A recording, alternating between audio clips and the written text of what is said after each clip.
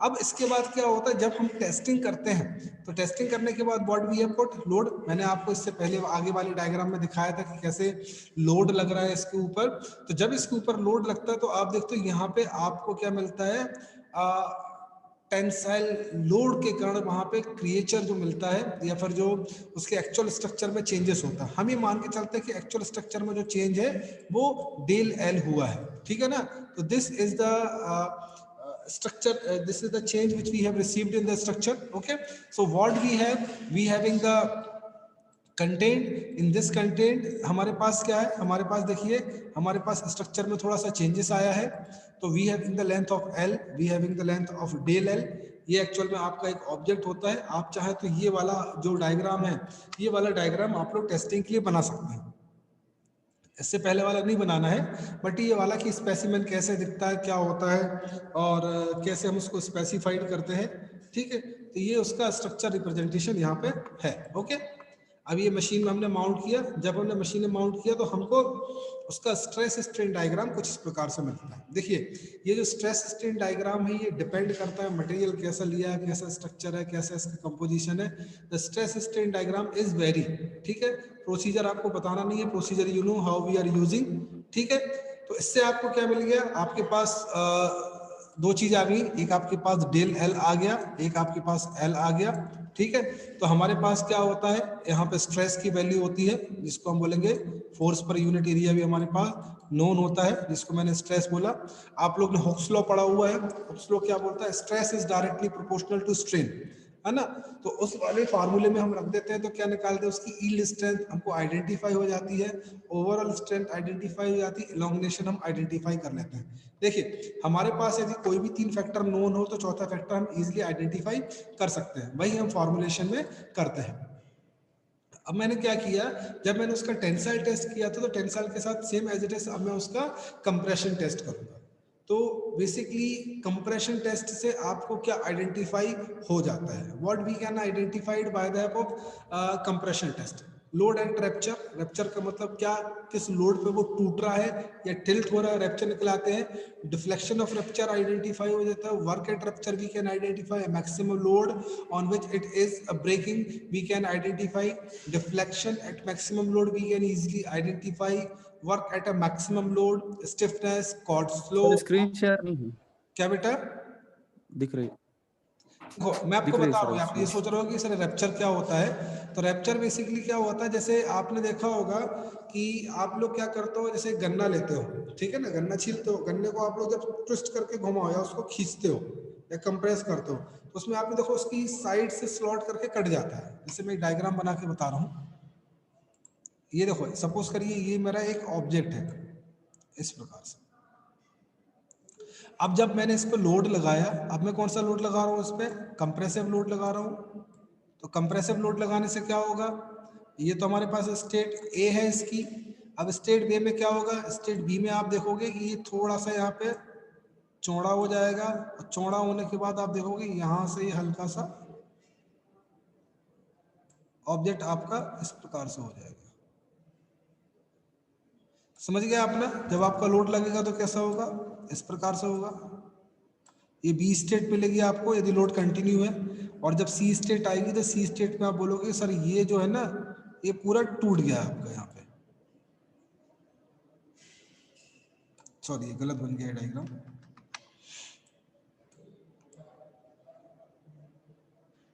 तो रैप्चर में क्या होता है, बहुत ज्यादा स्लाइड चेंजेस आते हैं। तो यहाँ पे एक्चुअल में आप ये देखोगे कि आपका ये जो ऑब्जेक्ट है एक पर्टिकुलर लोड में यहाँ से क्रैक हो जाता है, बीच से क्रैकिंग क्रिएट हो जाती है।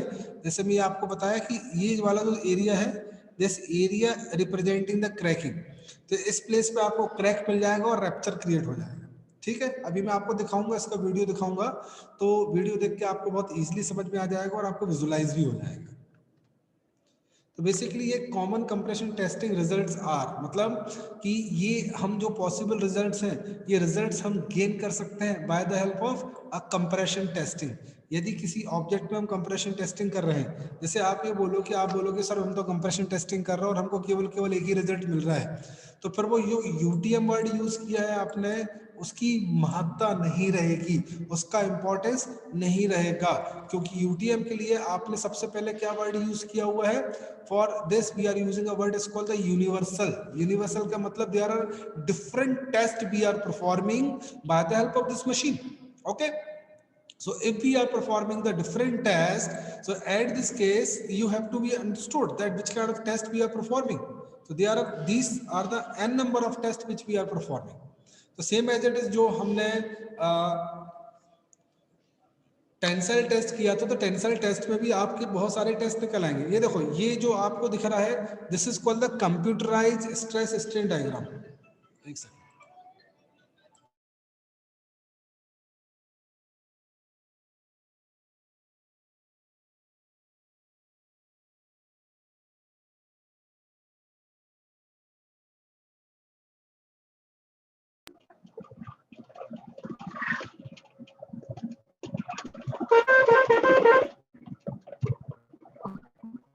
सदा आप माइक म्यूट कर ले। जानता था किसी और का माइक कोई। अरे हल्का सदा। हाँ, बस में बैठा है भाई, माइक म्यूट कर ले। ये बोल रहा है बस वालों की भी आवाज आ रही है।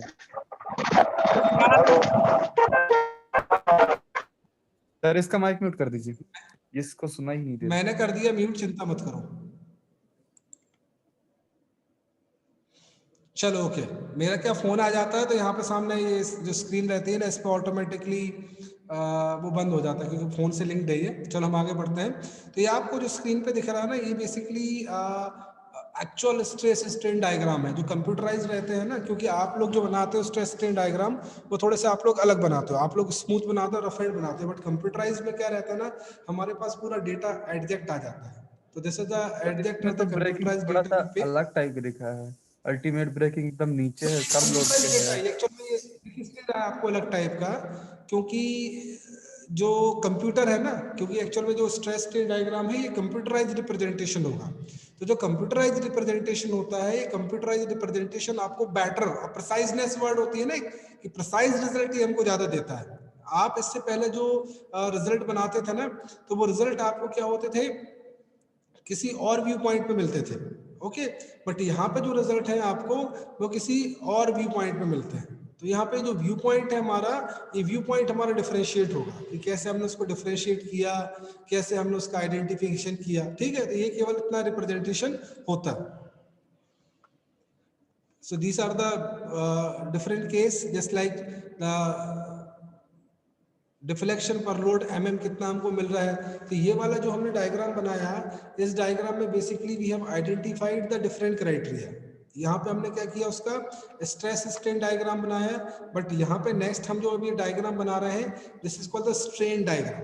तो this is the strain diagram which we have prepared here. यहाँ पे हमने उसका स्ट्रेन डायग्राम बनाया है और ये स्ट्रेन डायग्राम उसको वहां पे निकाल के हमको दे रहा है, जो कि हम उसको इजिली आइडेंटिफाइड कर लेते हैं।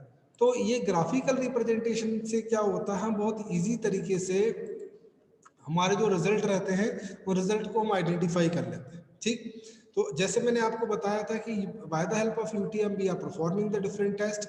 तो उसी के अंतर्गत हम एक टेस्ट और परफॉर्म करते हैं, इसको द शेयर टेस्ट।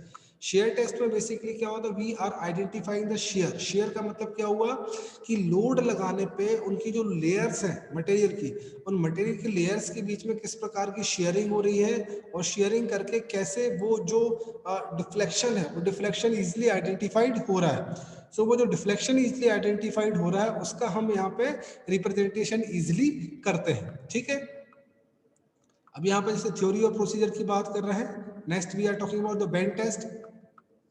ये देखिए यहाँ पे ये बेंड टेस्ट है।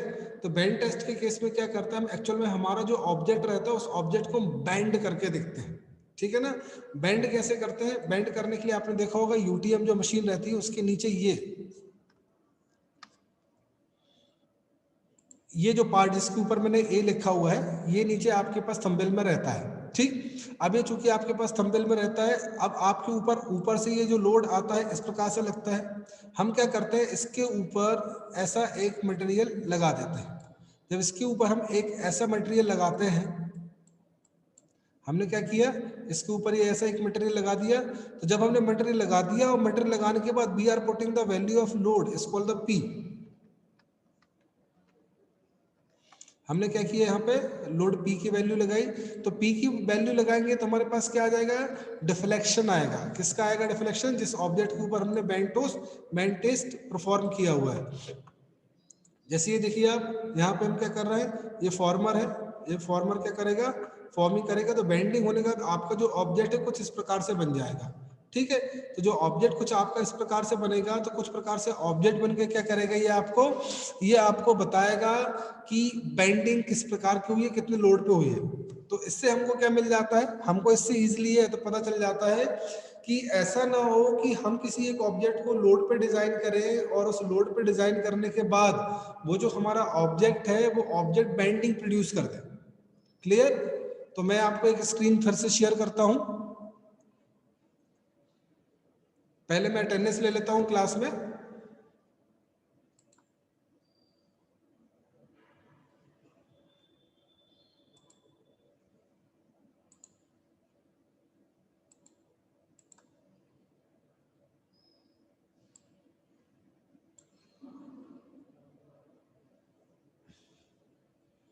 चलो अटेंडेंस ले ली मैंने। अब मैं एक छोटा सा वीडियो शेयर करता हूं, उसमें आपको क्लियर हो जाएगा।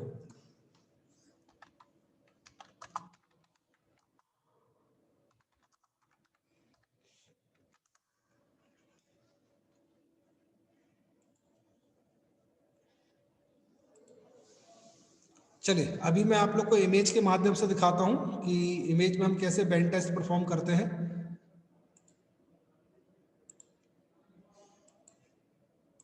ये देखिए आप लोग।